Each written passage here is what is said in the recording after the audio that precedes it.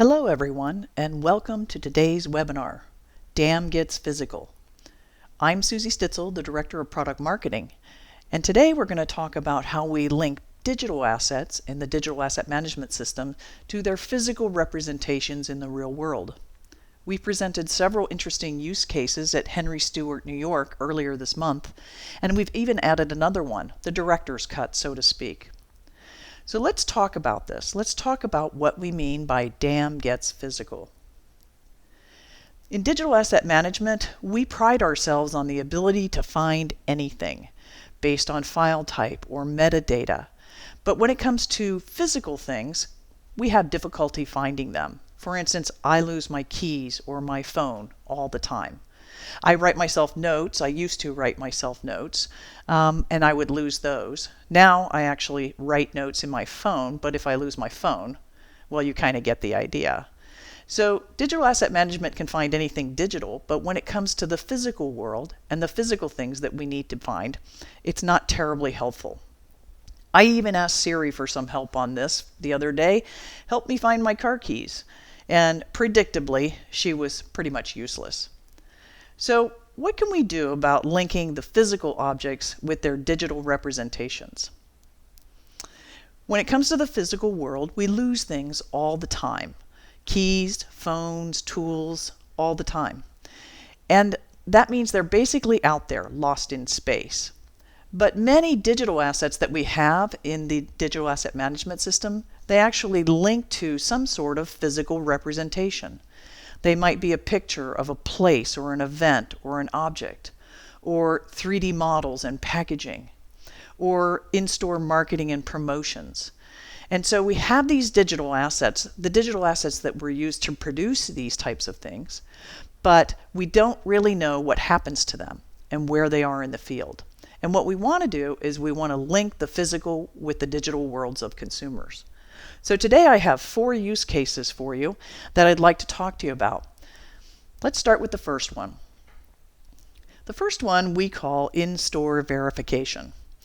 Basically, consumer product companies spend millions of dollars on in-store marketing. This could be displays or signage or billboards, and it takes a lot of time and effort to actually design these. And then when they get printed and become physical, they are printed using extremely large format devices, large printing devices.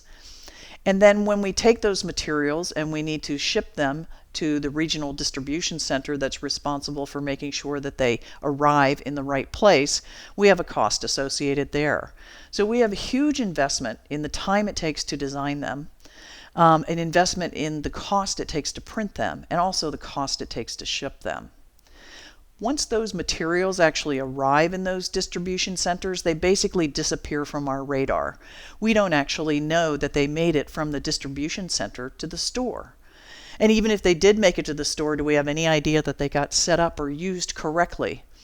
And maybe even we want to know, did they get used in a unique way? Sometimes the installer does something a little bit different or locates these items differently in the store than what we expected, and we might want to capture that intelligence to make our promotions even better in the future.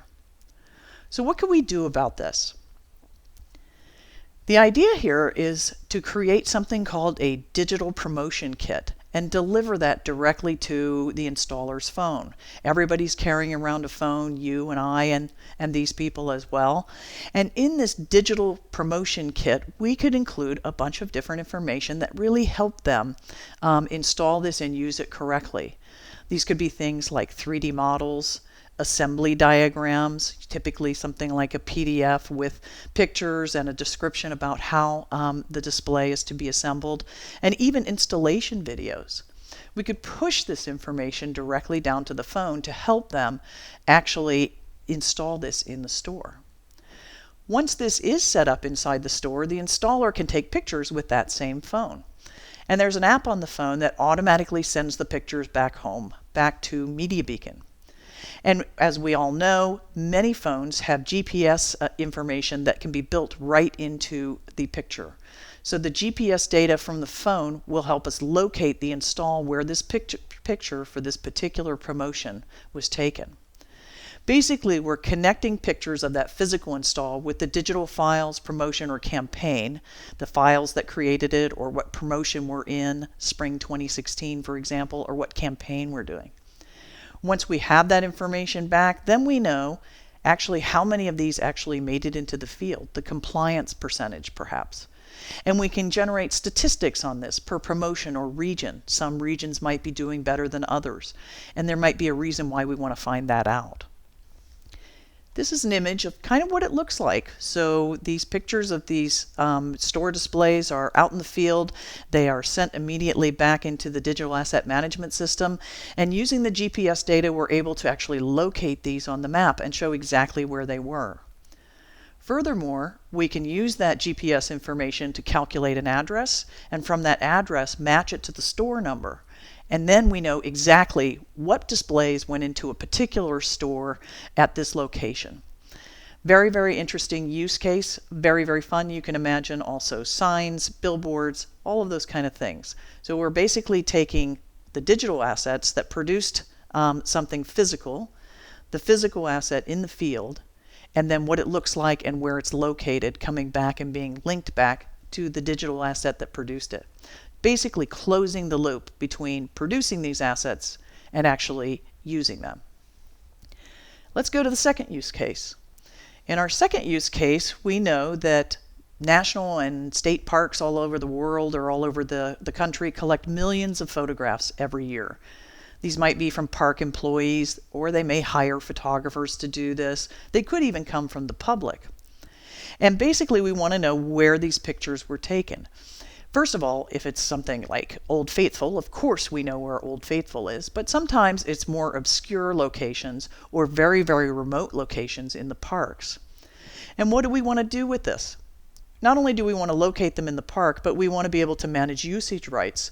Are we able to use this? Do we have the rights, especially if they're from the public, the rights to use these pictures publicly? We want to be able to find a picture from a particular location. So from the Grand Canyon, what are all the pictures that we have anywhere from the Grand Canyon or from this particular area of the Grand Canyon, which is very large. They also wanted to be able to monitor social media for things like hazards that are posted by the public. So for instance, the public, somebody may be in a park, there may be a tree down across the road creating a hazard. It's a remote location. They may not know about it for a while, but they actually see it on social media and actually are able to react quickly, and based on the GPS data, know exactly where it was. Or they may want to do the reverse, which is once I have a picture, where exactly, what physical location was it taken from in the park? Let me show you an example of that. Here we have some pictures taken in various national parks all over the United States. And simply by selecting those pictures, we can actually see where that picture was taken on the map. We might even think it's a great picture and we want to use it, or we might want to recreate it in some way. And so being able to send somebody to the exact same location where that picture was taken. Again, by using the GPS data, we're able to calculate an address. This address actually maps to one of the parks, and so we can actually link that picture to a particular park, say Rocky Mountain National Park, or the Nepali coast actually in Kauai. In this case. How about a third use case? This one's a little bit different, and this is about museums and museum collections. So museums and private collectors, they share their artwork or their collections for special exhibitions all around the world. This one's a little bit different because surely they know where these things are on a map. I mean, they know when they ship them, they're tracked by number, shipping tags, things like that. So they know when they left, they know when they arrive. All of that is just fine. But what you might want to know is, was the artwork presented according to the agreed terms? We have certain terms about how these items are supposed to be used, and did they execute the implementation or the installation of these items in their own museum the way that we agreed to? And similar to the case with the displays, were the installations set up in some unique way? Can we capture some information and some insights from the field about new ways to display these pieces of artwork or this collection? I have an example here from the Rock and Roll Hall of Fame Museum. This is in Cleveland, Ohio, and there was a Rolling Stones exhibit there.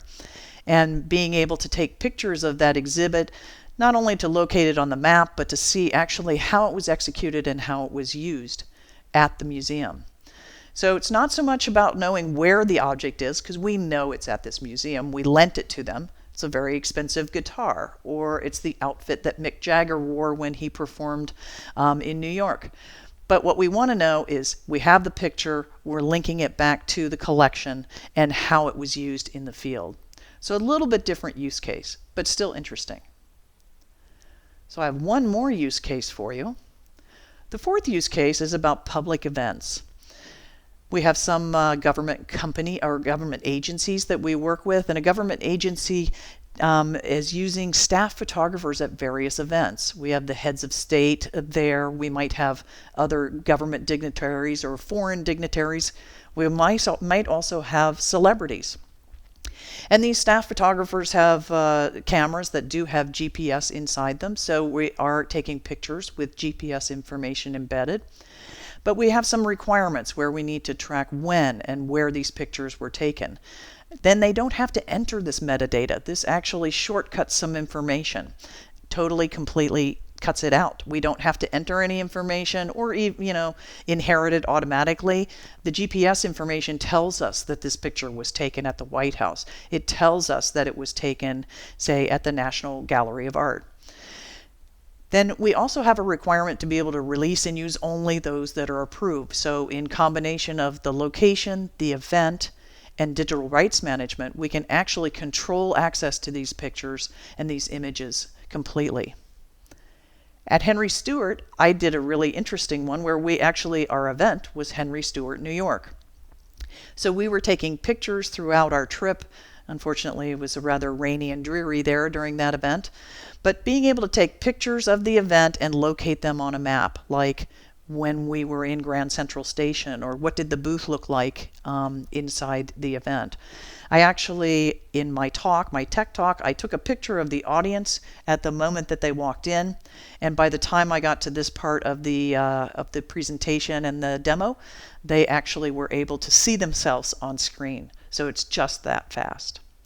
So let me do a quick demo for you to show you some of those use cases. If we're looking at the in-store marketing, here we have a couple of different displays, and if I select one of these, you're actually seeing the map update in real time. These might be different stores, they might be the same store, and as I select more and more stores or events or locations, then these things will show up on the map. They could be different types of places. We might have a different store here. Let's look at one of these. We can use this map data actually to show exactly what store it was and where it was in the world. So here we are at a store, a Stop and Shop, actually in Massachusetts. So being able to locate where these pictures were taken, being able to see how the display was set up is actually a huge benefit. And being able to locate them all around the world is great. So that's about in-store marketing. Let's look at the national parks case. So in the national parks, we might have an asset where we were taking a picture at Barking Sands Beach. This is in Kauai, and being able to locate exactly where this picture was taken. If we actually look at the asset itself, we can see the GPS data in here. So for instance, not only do we know the longitude and latitude, which is typically what you need for digital asset management or for GPS information, but from that we're able to calculate the address, and from that address we can match this back to a park.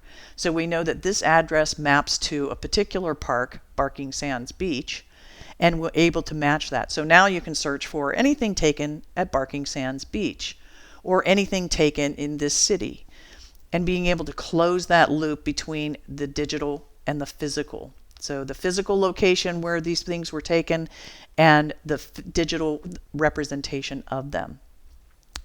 The third use case was Henry Stewart, New York, as we mentioned. So we had a couple of cases where we took pictures of the booth and where it was in the hotel, or from our hotel room, which was kind of fun, or even Grand Central Station. I even took pictures of some of the attendees at some of the event. Here they are, getting ready for the next session, mine actually. And the GPS data, so the exact location, the exact address where this picture was taken. So really being able to close the loop on the physical location and the digital asset. All right, let's go back to the presentation, because I'm going to close this out with an interesting book that I would suggest for you to read.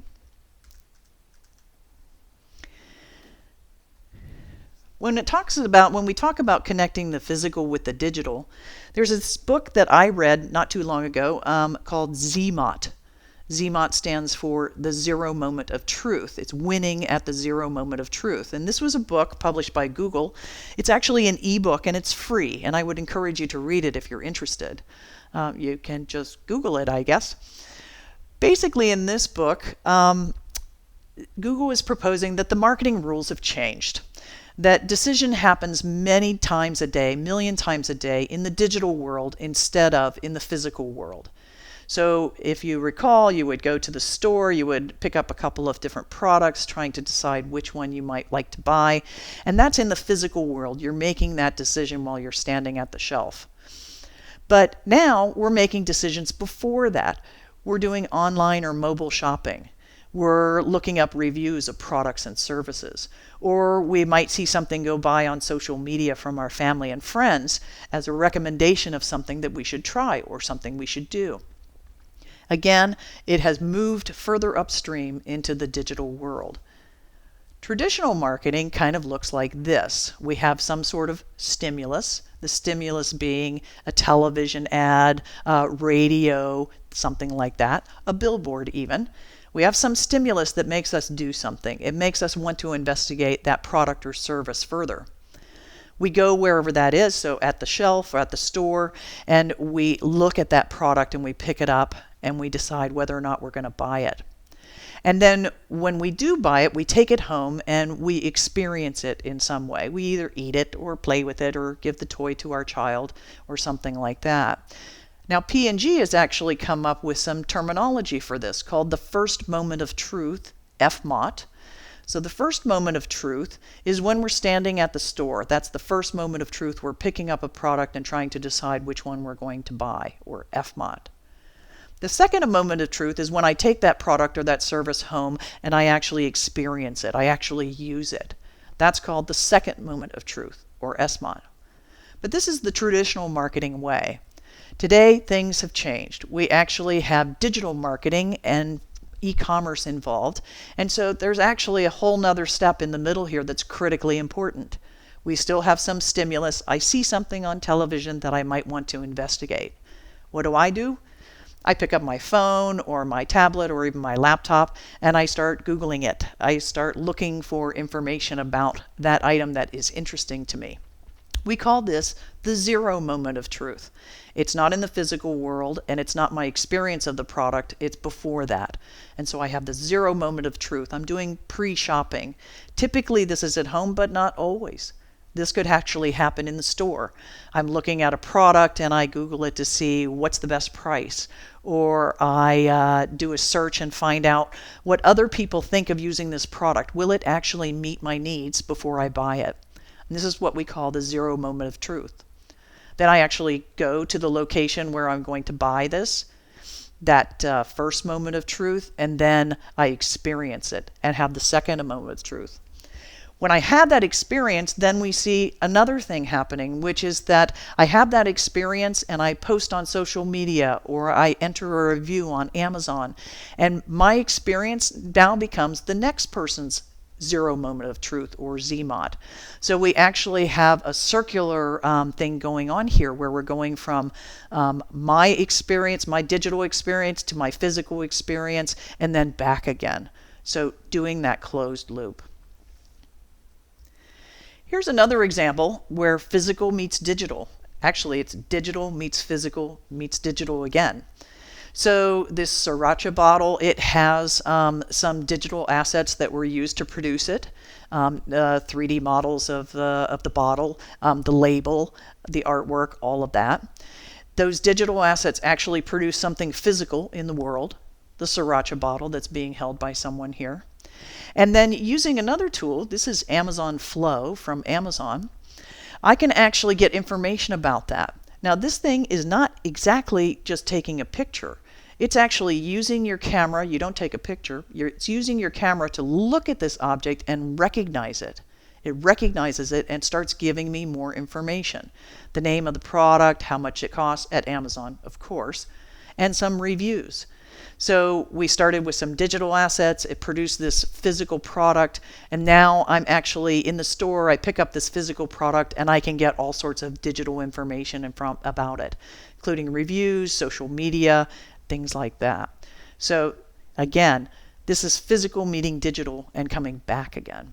The analytics and the metrics that you could get out of something like this are just invaluable. Consumer insights and so on. So let's summarize. We all can agree that digital experience is critically important. But now that we have this zero moment of truth, this digital experience where I'm being met at my phone or my tablet or something like that, it becomes increasingly critical to connect the digital and the physical worlds. I have digital assets. They have some representation in the physical world, and I need to be able to leverage that and use that for critical information. And managing digital content really needs to include links to the physical expressions of that content. So now I can actually see these are the digital assets that produce this physical object. This is the physical object in the field, and then what we get back from that. So really closing the link between the digital, the physical, and then back to digital again. It's become really, really clear that marketeers really have to meet consumers at that point of impact. And it used to be that that point of impact was in the store, but it's not there anymore. Now the point of impact is at the zero moment of truth in the digital world, in e-commerce, and so on. So that's my presentation in a nutshell. I'm really, really happy you were able to join me today, and I hope you have a great day. If you have any questions, feel free to email me at the email address on the screen. Thank you very much, and have a great day.